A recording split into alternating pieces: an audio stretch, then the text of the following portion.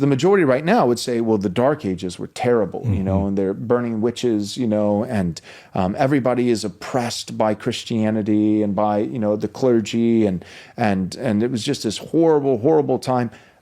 Whereas at that time, the majority would disagree. The majority during those centuries would say, no, Christendom is great. We love Christ. We love his church. We're making incredible advancements.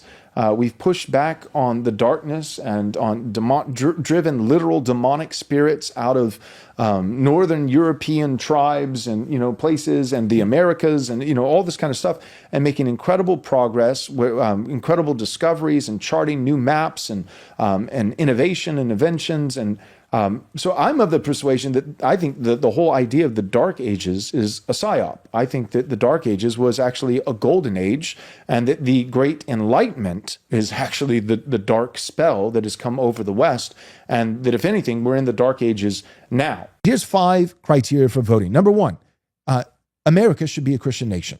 I'm a Christian nationalist. And so, yes, I would require a public profession of faith that you're a Christian in order to vote. So my first requirement before getting into anything else is faith. It's religion. You should be a Christian. Well, what kind of Christian, Joel? A creedal, historic creed Christian. You should publicly affirm, you should have to publicly affirm the Nicene Creed, the Apostles' Creed. Well, what about Catholics? Could they vote? Yes. Well, what about Eastern Orthodox? Yes. What about Baptists and Anglicans and Episcopalians and Presbyterians? Yes. What about Mormons? No. It's a cult. No. No, they don't believe that Jesus is the creator. They believe that he is the first created. They believe he's the first created, but not creator. They're non-Trinitarian.